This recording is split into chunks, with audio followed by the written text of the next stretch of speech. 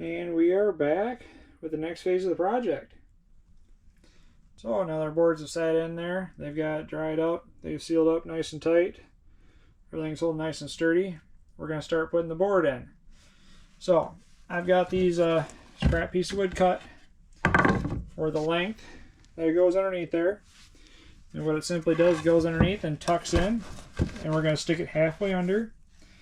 And we're going to put screws in all the way down on the one side.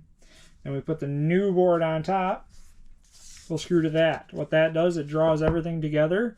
So everything will be the same height all the way down. And that'll also give the seam some support. So when you're walking across it, you're not going to go from one board to the other and have seam variation, which can cause your vinyl to start cracking and break over time. So that'll tie everything in nice and together. So we got one board this entire length here, and then I got another one that'll go underneath there as well to tie in and make everything right. So I'll use a little bit of glue to seal on the face of this board when I screw it in there. Then we'll put glue on there and across all the boards as well. When we put the final board in for final installation, we'll screw it down everywhere's in between, and that'll end up putting in the new wood. As a note, just to show that when that big old void was there, I wanted to add something to it, so I filled it with epoxy just to add a little bit more structural integrity to it. I'm not relying on it, but just so something was in the void, since I'm right here, and just use a block of wood and went across two pieces and just smoothed it out. So it's a nice flat top, so the new board goes in, I'm not going to have any issues clearing anything.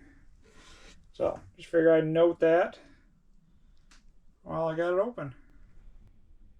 So the next part of the step of the process, before I put the boards underneath, I'm pre-drilling all the holes all the way down and across the sides. You can see on the board there as well.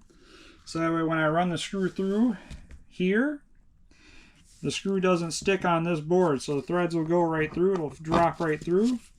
And then my backer will have the thread, so it'll actually draw up nice and tight so I don't end up pushing the board down or getting uneven seal.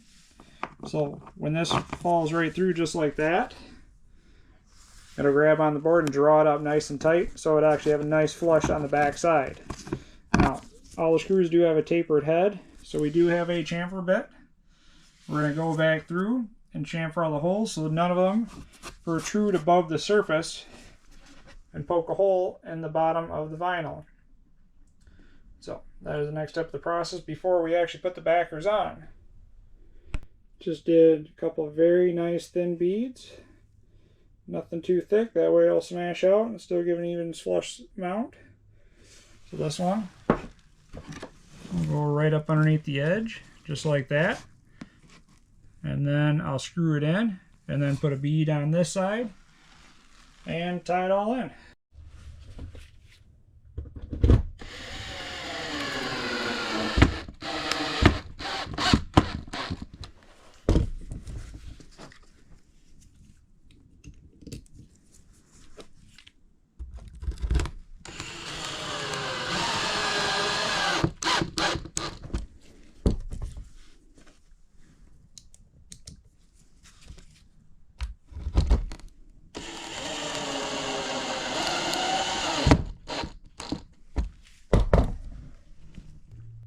So you can see, we got the board in there.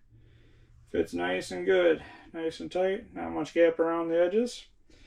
This floor tied up nice. So, one also thing to note I did was, this board right here, I put a chamfer on there. So it doesn't meet butt end to butt end, because what I can do now is I can fill this with epoxy and just take my hand or board and go right across there. That'll help make nice seamless transitions all the way down and around where you won't notice it by feel, and then doesn't give a hard drop off edge for this vinyl to catch or make lines in or start to tear when it flexes while it goes down the road. So that's another little tip to go with doing your floor install.